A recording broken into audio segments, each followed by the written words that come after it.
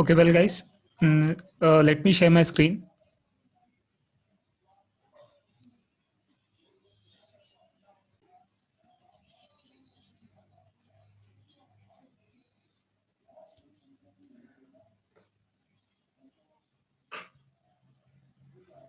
So, well, in our previous class, we were discussing about digital modulation techniques, wherein for message signal we had considered a square waveform because we all know that we got to make use of square waveform in order to represent digital message signals because digital message signals consists of only zeros and ones. So, for that reason, let me consider a message that which is like 1 followed by 0, then followed by 1 followed by 0, and each of these bits are of TB duration. So this TB indicates bit duration,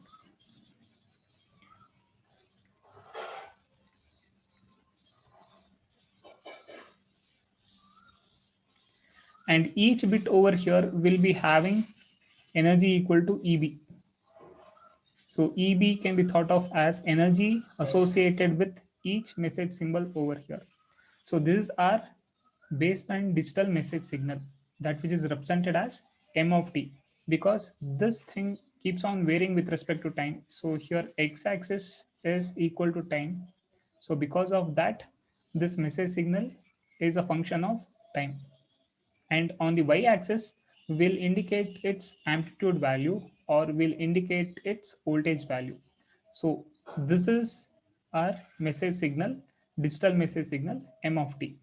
And on the other hand, as we all know that we are trying to convert this message signal MO of t to some signal SI of t to some signal SI of t, for which we need some carrier signal. We need some carrier signal.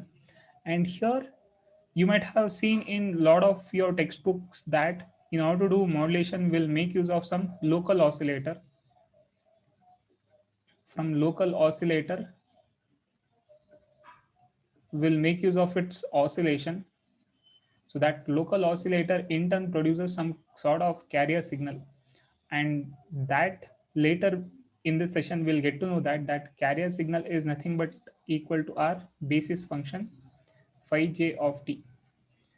And in turn, when this message signal is modulated, in turn will end up with modulated signal Si of t, that which will be transmitted over the channel. So for time being, we have to consider three kinds of modulation, digital modulation techniques.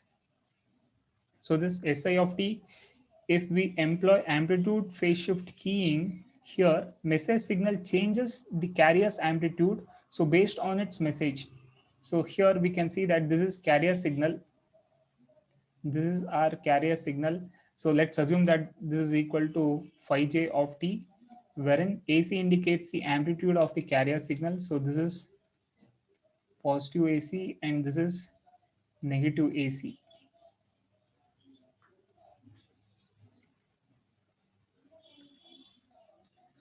And over here, this is a function of, so here let's make use of some sinusoidal family function like cosine. So where this part indicates the frequency part and this indicates the phase part. So here we have used a high frequency signal. Let's assume that Fc is a very high value. Fc is a very high value. So because of which we have represented in diagram a signal, a waveform that which is having or associated with very high frequency, because you can see that cycles per second we are having 1 2 3 4 5 cycles per second. So because of that, it's a high frequency signal. So the cycles are very close enough, that which indicates very high frequency. So here, after using a carrier signal, let's say if we are employing amplitude shift keying, so here message signal will change the carrier's amplitude depending upon its message. Meaning, wherever we are having one, will transmit a considerable amplitude value of carrier signal, whereas when we are having bit 0, when our message is equal to 0, here will not transmit. Here, as it's diagrammatically evident that here we are not transmitting enough energy, or we are not transmitting considerable amount of amplitude associated with carrier signal. So you can see that it's already been attenuated. Likewise, for bit 1, again will transmit carrier signal as it is, but whereas for bit 0 will again not transmit any considerable amount of amplitude value. So this is the thing. So this we call it as amplitude shift keying. In a similar way, if we take up frequency shift keying, here message signal changes the carrier's frequency. So it will affect only this part, FC part. So here, wherever we are having bit 1, we will transmit a signal, a carrier signal that which is associated with F1 frequency value. And wherever we are having bit 0, will transmit one more carrier signal that which is associated with frequency value F2, such that here F1 is greater than that of F2. So for bit 1 will transmit a high frequency signal, whereas for bit 0 will transmit a low frequency signal, and this cycle repeats. So again for bit 1 will transmit F1, and for bit 0 will transmit carrier signal that which is associated with frequency value F2. So in frequency shift keying, we'll make use of two different frequency values, F1 of t and F2 of t. In a similar way, if we consider phase shift keying, here message signal changes the carrier's phase. So it will affect, message signal will change this parameter, that is phase, such that for bit 1 will make use of a signal that which is having phase value equal to 0 degree, but whereas for bit 0 it's diagrammatically evident that will make use of one more signal that which is associated with phase value equal to 180 degree. You can see that instead of this signal starting at 0, it is starting at 180. Or we can say that, and in a similar way here you can see that again, by the time when we have this bit 1, again here you can see that at this point the phase is changing, the phase is again changing. And again bit 0 when we encounter bit 0, again the phase over here is changing. So this is frequency shift keying. Now out of all these three shift keying techniques, we'll specifically get into PSK. We'll specifically get into phase shift keying and discuss its types. We'll be discussing its types. So in this class, let's start with a modification in PSK, which we call as BPSK, that is binary phase shift keying. And let's see why is this called as binary phase shift keying and all. Okay.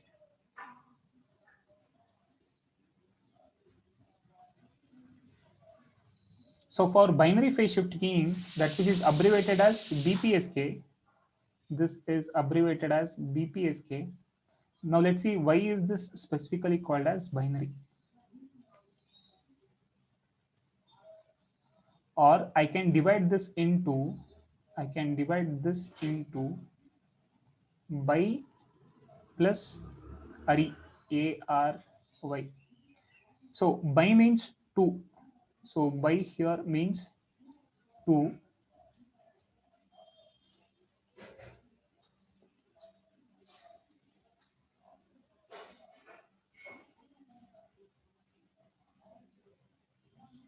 So here we are using 2 because this 2 represents 2 symbols. So it's called as 2 symbols because here we are making use of two symbols, symbol 0 and symbol 1. We are making use of two symbols, symbol 0 and symbol 1. Either we can call it as symbol or we can also call it as bit. Both are one and the same. I can either call this as symbol 0 or bit 0 or symbol 1, bit 1. So because of the reason we are trying to, we are using two symbols over here, 0 and 1. It's called as binary phase shift keying. And in general, here, so this is our MIT, this is our MIT. So we got to convert this into, we got to represent this in terms of signal. We got to represent it in terms of signal SI of t. And we know that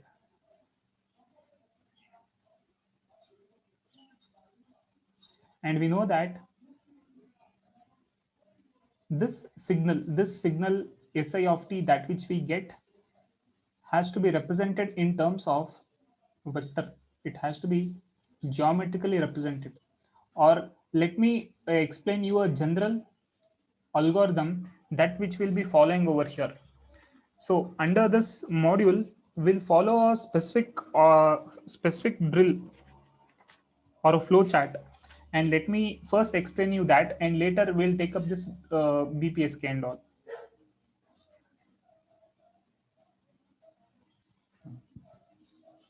So here, any digital modulation that we consider here,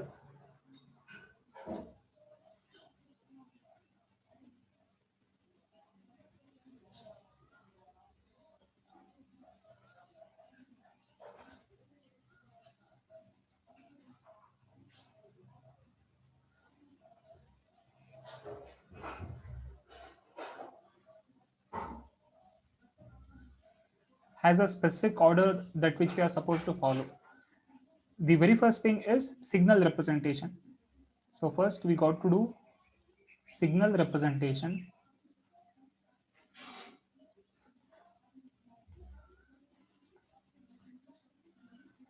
After signal representation, we got to represent basis function. We got to represent basis function. After getting to know the signal representation and basis function representation,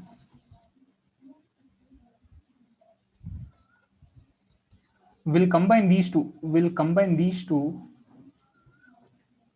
using Gram-Schmidt's procedure. Using Gram-Schmidt's procedure, we'll combine these two together. So here, signal representation is SI of t, and basis function is phi of t, and we can combine these two together using Gram-Schmidt's procedure. So after representing these two in Gram-Schmidt's procedure, we got to extract coefficient values. We got to extract coefficient values.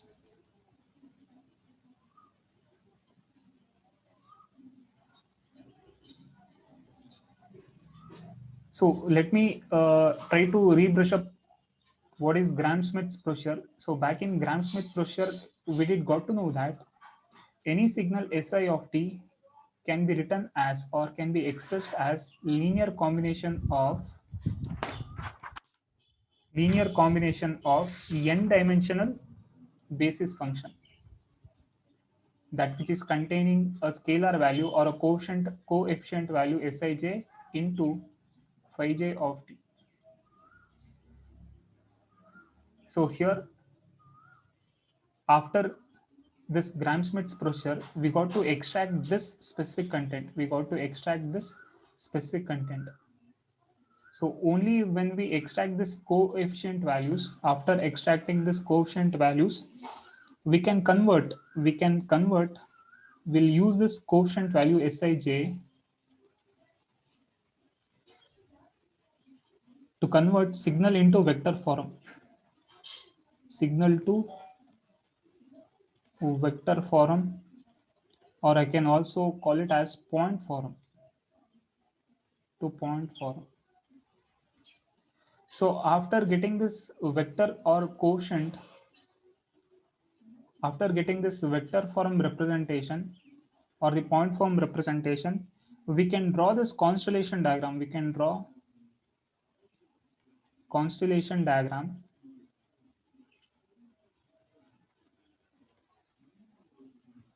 So constellation diagram is a diagram that which contains all the message points across across the basis function. So after drawing this constellation diagram, so we got to draw this constellation diagram because of a reason. So we have a reason for the question, why is this important? This is important because using this constellation diagram, we can calculate probability of error. We can calculate probability of error, and using this probability of error, we can evaluate performance of the receiver. We can evaluate performance of receiver. So that is why this constellation diagram is important. So for the question why constellation diagram is important, so this constellation diagram is important because in order to calculate probability of error. Why is this probability of error important?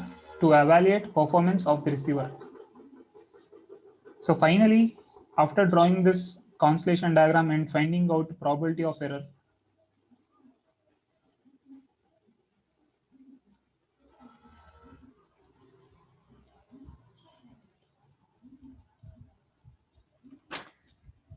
we'll consider or we'll draw transmitter diagram and receiver diagram. So this is the algorithm. These are the steps that which we will follow when we consider any digital modulation scheme under this topic. So first is signal representation, followed by basis function representation. Then we'll try to combine these two using Gram-Schmidt's procedure, where we know that any signal can be represented or expressed in terms of linear combination of n-dimensional basis function. Because of that, we can combine these two, Si of t and phi j of t, and out of this we are interested in what quantity? This coefficient quantity. We are interested in this coefficient quantity. So we got to extract this. And we can extract this Sij using integration starting from 0 to t of Si t and phi j t into dt. So using this formula, we can extract this coefficient values. After extracting these coefficient values, we can convert signal to vector form or point form. So why is this point form important? By getting this point form or vector form, I can plot it on a diagram called as constellation diagram. So after plotting, I'll be getting this constellation diagram. But why is this constellation diagram so important? Because I can find out probability of error from it. After calculating probability of error from it, I can evaluate performance, how efficient that receiver is. We can we can calculate it because receiver is just blind.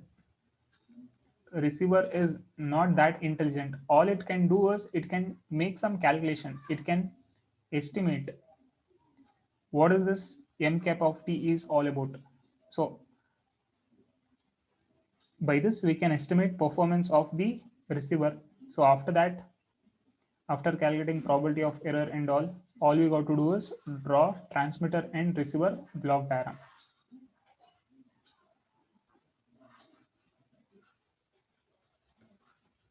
So this is the general procedure.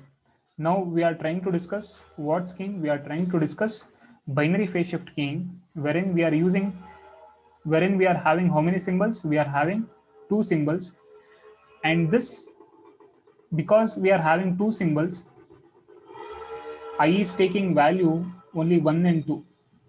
So because of that, we are having two message signals, M1 of t and M2 of t.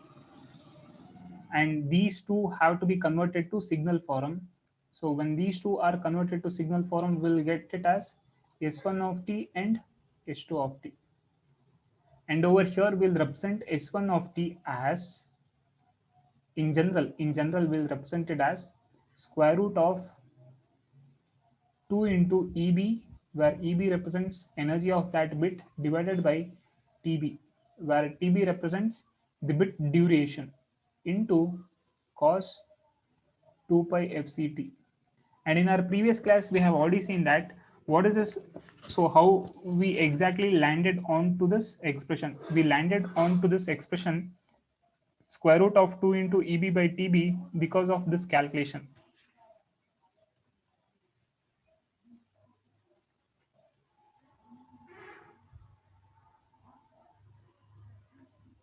So we landed onto this square root of 2 into EB by TB because of that reason.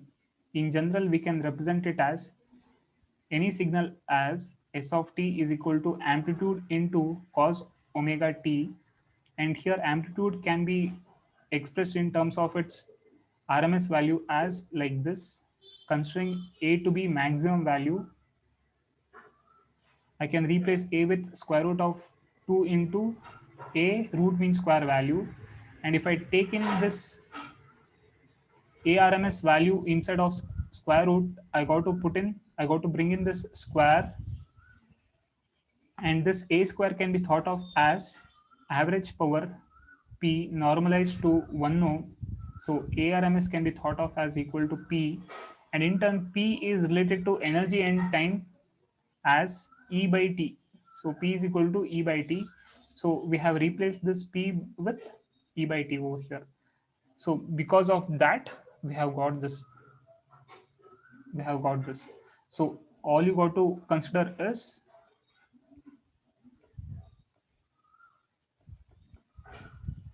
so this part, this specific part, this specific part can be thought of as amplitude part. But the only thing is we are trying to consider, we are trying to rewrite this amplitude part in terms of energy of that bit followed by time duration of that bit. So this is how we are trying to represent our message M1 of t. So let our message M1 of t be bit 1 and message 2 be equal to bit 0. So here we are trying to use this notation in order to represent what? Symbol 0, symbol or bit. So let's assume that we are trying to represent bit 1 using S1 of t, that which is equal to this. In likewise, let's use one more signal S2 of t in order to represent bit 0 or symbol 0. And over here, the amplitude part remains the same. Here, the amplitude part remains the same. Only thing is here, signal S2 of t leads signal S1 of t by a phase of 180 degree. Only thing is the other signal S2 of t leads S1 of t by a phase of what angle? 180 degree. So this is binary phase shift keying, right? This is binary phase shift keying. So this has to affect, so the message signal has to vary what part of the carrier signal, it has to affect the carrier part, phase of the carrier signal. So because of that, so here phase is 0. So here I can think of phase to be equal to 0 degree, whereas for the signal S2 of t, the phase value is 180 degree. So because of that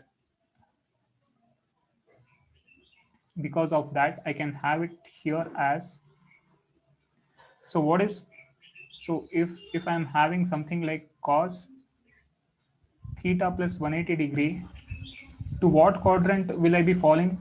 So we'll be lying in all students take coffee.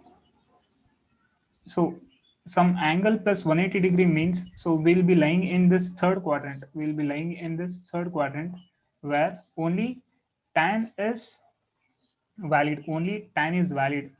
So, but whereas we are having cosine over here, so because of which its sign will change, because of which its sign will change, and in fact we'll get it as equal to minus square root of 2EB whole divided by TB cos 2 pi FCT. So you got to consider this negative sign that which I have written. So this negative sign is because of this change in phase. Now here signal S2 of t is equal to S1 of t. Only thing is S2 of t is associated with minus sign value. So let me rewrite these two equations over here.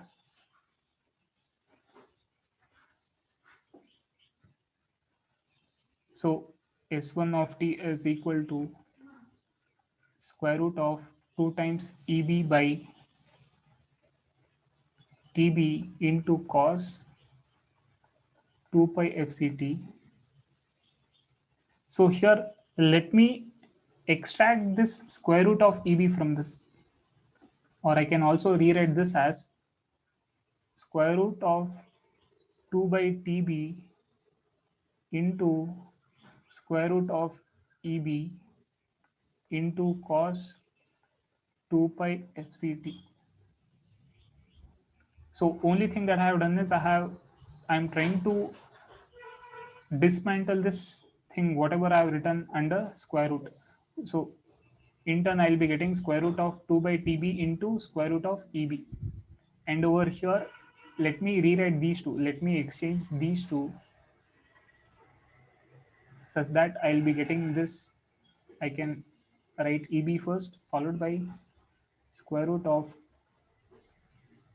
2 by TB into cos 2 pi FCT. I can rewrite it like this. In a similar way, I can also rewrite signal S2 of t as equal to signal S2 of t equal to, so what is signal S2 of t? It is associated with negative sign square root of 2 times of EB by TB cos 2 pi FCT. I'll be repeating the same procedure over here, and in turn we'll land onto this expression minus square root of EB times square root of 2 by TB into cos 2 pi FCT.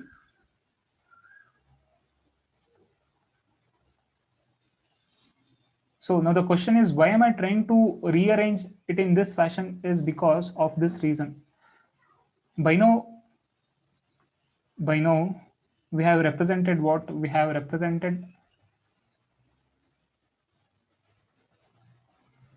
We have done this signal representation. We have done this signal representation. And right after that, what we are supposed to do, we are supposed to represent basis function. We are supposed to represent basis function.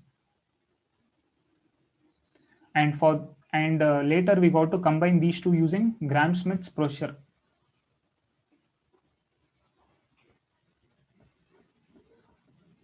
Now, if I ask you, out of this signal representation S1 of t and S2 of t, what part is common?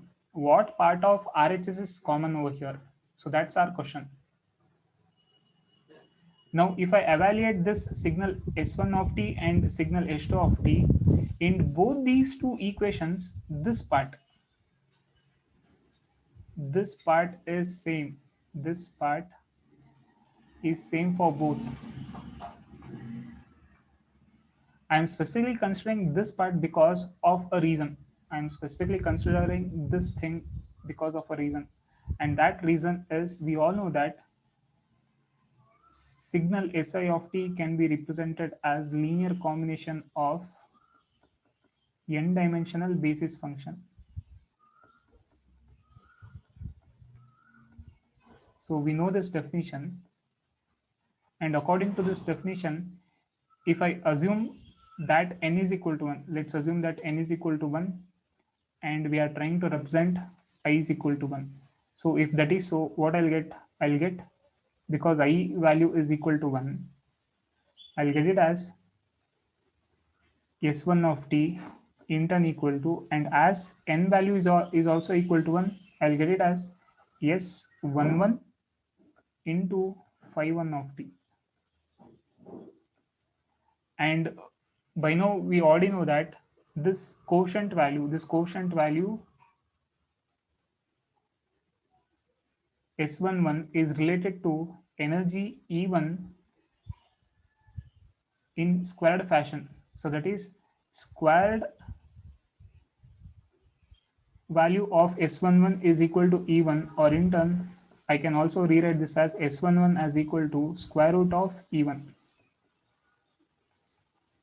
square root of E1 into phi 1 of t. So now let me compare this equation. Let me compare this equation with that of this equation that I have got. So S1 of t is equal to square root of EB. So I can think of this as energy of that signal EB into phi 1 of t. So what is this? So obviously this part has to be the basis function phi 1 of t.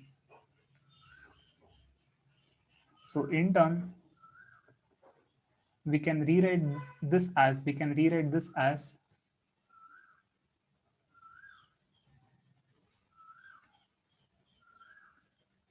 S1 of t is in turn equal to square root of EB into phi 1 of t, and over here signal S2 of t is equal to minus square root of EB into phi 1 of t.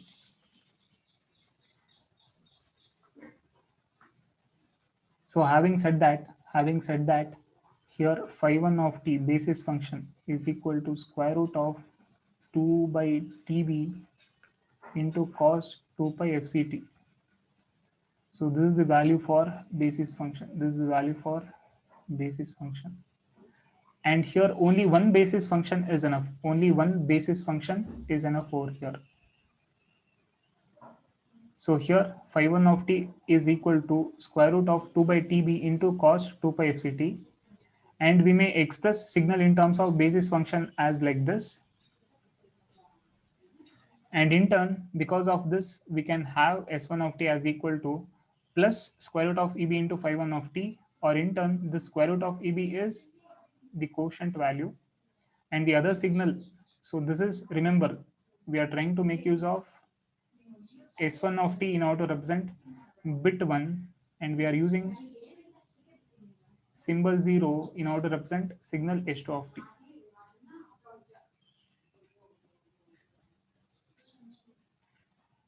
And after doing this, after this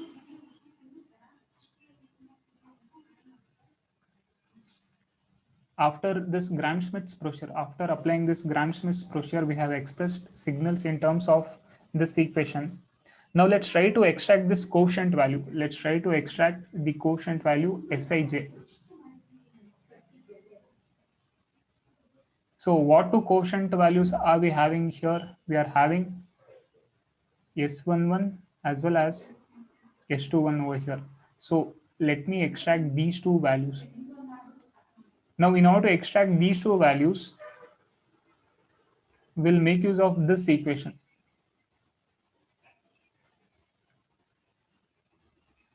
We'll make use of this equation over here.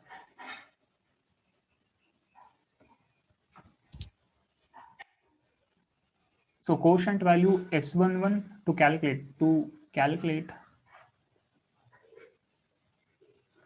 S11 and S21. So we'll make use of our general equation Sij is in turn equal to integration starting from 0 to t Si of t into phi j of t dt. So because of which, let me first calculate S11. Here it can be given as integration starting from 0 to t of signal S1 of t into phi 1 of t dt. Now here, what is our signal S1 of t? Signal S1 of t is equal to square root of EB into this square root of EB into cos 2 pi FCT into, and this first basis function is square root of 2 by TB into cos 2 pi FCT dt.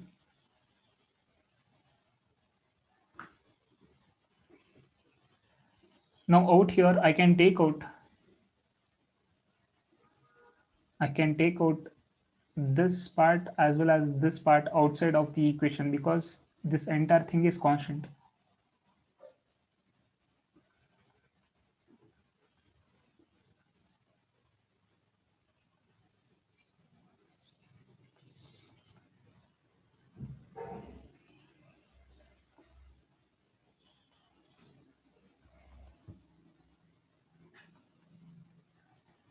And in turn, when I multiply these two things, I'll get it as cos square 2 pi FCT dt. And this integration of cos square function is very rudimentary because by now you might have already integrated this sort of functions, cos square x dx, something like this. So if we are having integration of this form, all we got to do is, we know that cos 2x is given as 2 times of cos square x minus 1. So here I can rewrite this as cos square x can be thought of as, if I move this minus 1 onto here, I'll get it as cos 2x plus 1 whole divided by 2. I got to cross multiply this 2 over here. So I'll be getting it in this fashion. So over here, I can think of this as cos 2 times of 2 pi FCT